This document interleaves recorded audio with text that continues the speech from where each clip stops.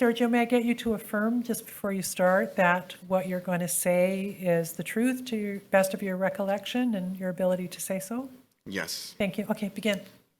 So I'm here representing Posties for Freedom. So it's basically, I've been a Canada Post employee for about 4 or a little bit more. I guess if we count the 7 months that we've been suspended. And it all began, when the pandemic started. Right around that time, I was TTCing to work, public transit to work.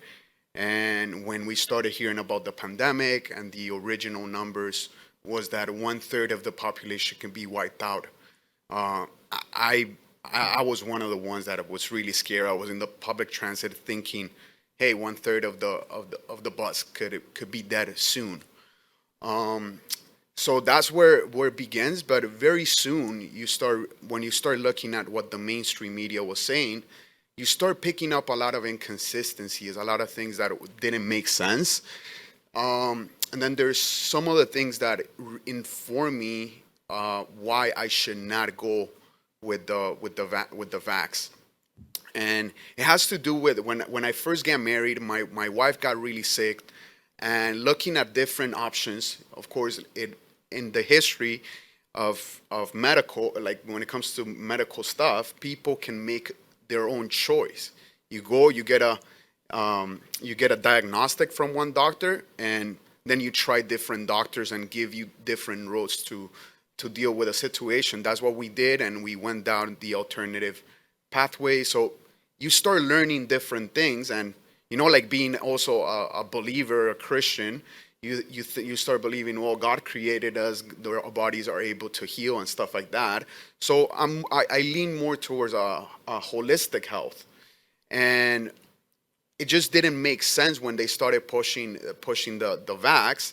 And also within that movement, within people that are actually educated, they have science degrees and stuff like that. There's a big movement of people that are actually anti-vaxxers, like full out.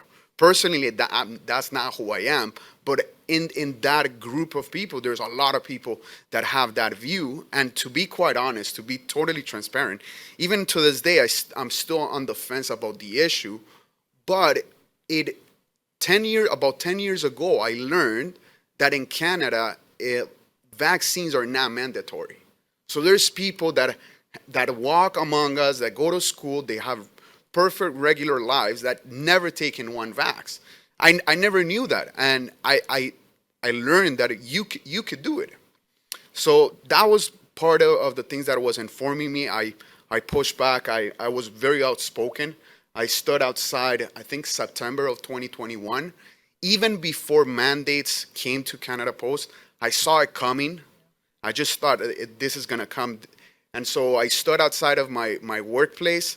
I meditated before doing it because I knew that they could use me and punish me for speaking up.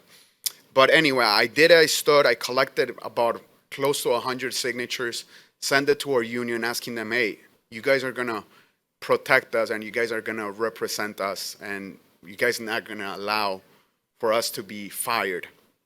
And I did that very early on.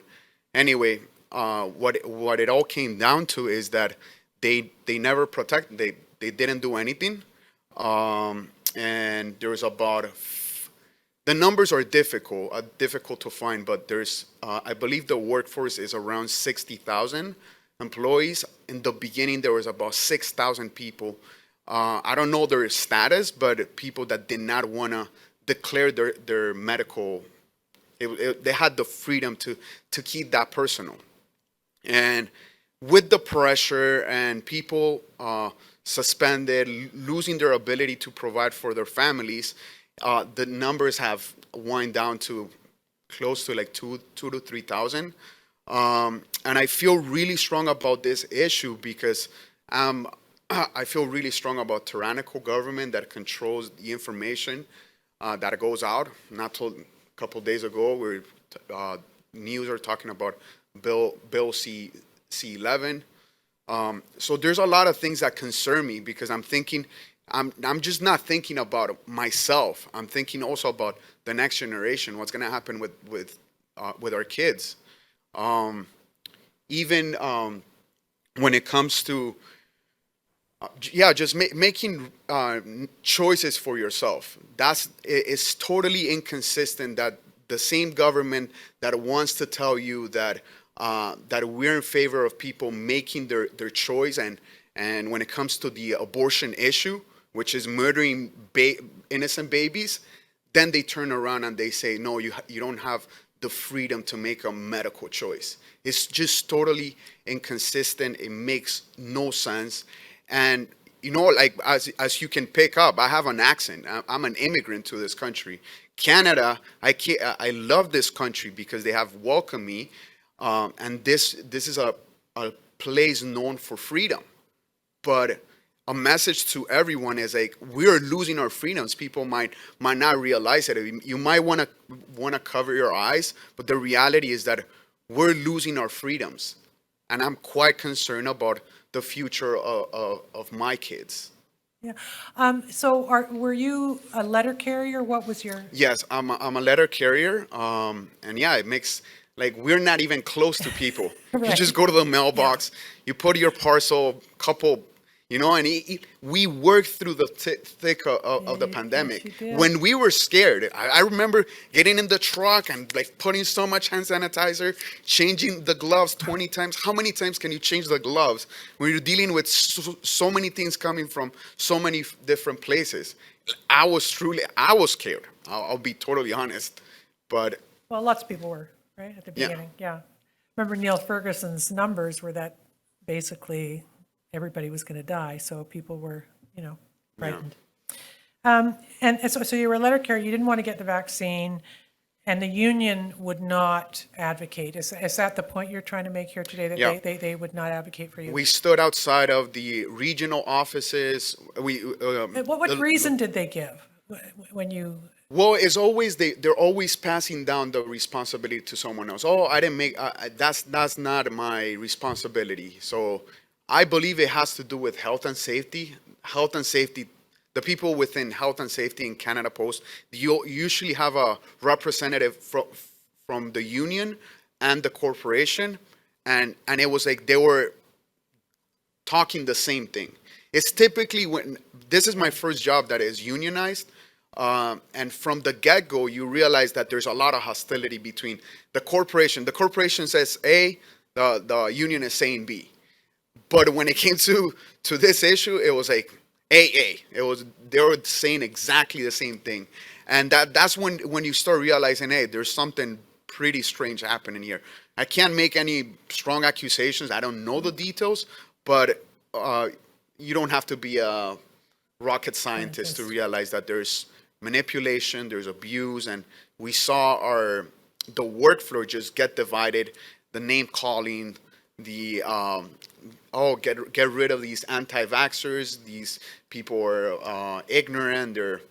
It's always the name calling that is terrible. It's so sad. Can I ask you a question?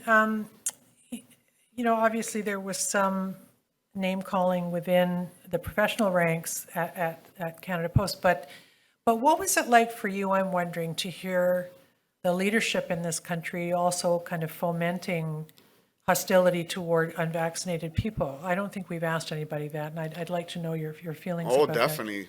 Trudeau has, like, every time you see his in interviews and he gets asked, he either avoids the question, he answers in a way that doesn't make sense, and is very denigrating what he says about people that have made a medical choice. So Did you lose your job? at this point, we're suspended.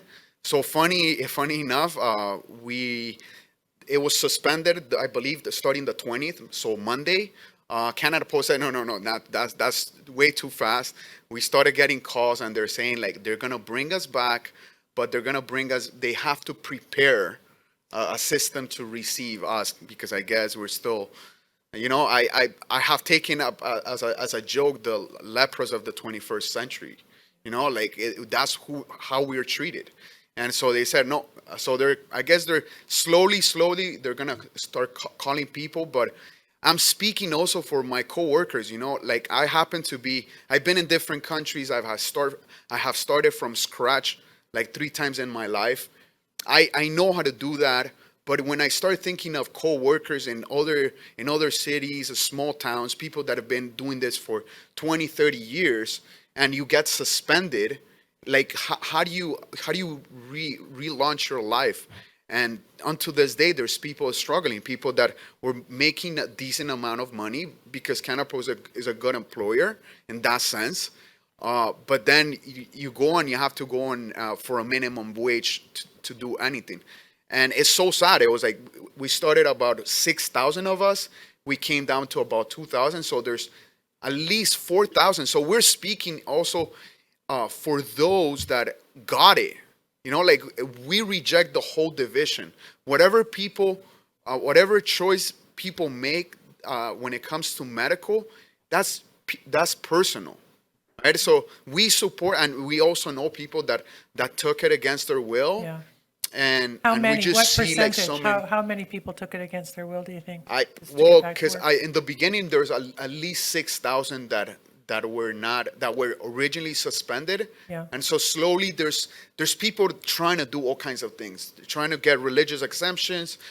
Personally, I'm very committed Bible believing Christian, and I think I had a good arguments to put a religious exemption. But I also felt that was against my conscience. Like that's what I believe is personal. I don't have to ask my employer to give me permission when it comes to those things. So I just refuse to give out my personal information because it's my right. And I refuse to ask for an exemption. And most of the exemptions got denied. I think they got a couple like a couple dozen people that accepted it so that they can virtual signal and say, oh no, yeah, there was a way for you to avoid it. So Panel. Well, I appreciate what you've told us. Just one question. What are the prospects of challenging the union leadership? I mean, eventually they're elected, and is there enough support for that you want union leadership that'll stand up for these kinds of rights? I know you'd be in a minority position, but is there a prospect of challenging union leadership that won't stand up for its members? Well, so it's interesting because when we started pushing back, then the union finally ended up filing a grievance.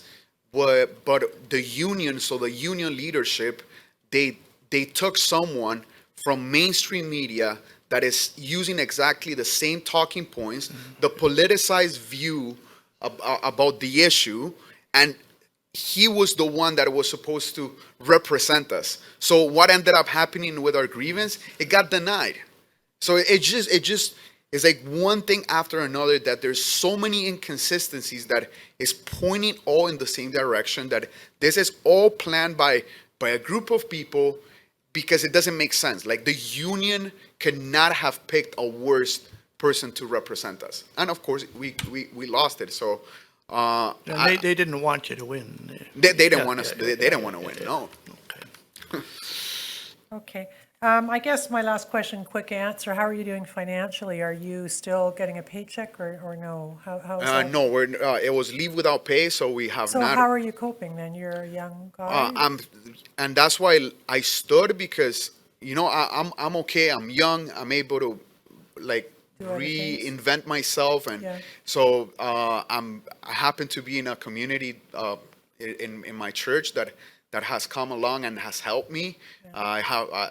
I've been working in the meantime, so yeah, that's what I've done. But I'm also thinking for the people in Saskatchewan or like smaller towns, is like, what do Yeah. you do if you've done this 20 years? Yeah, because it's a good job and there might not be jobs like that in small towns, right, to take, yeah, okay. Thank you so much for your evidence here today. Very grateful to you. Thank you for your time. You.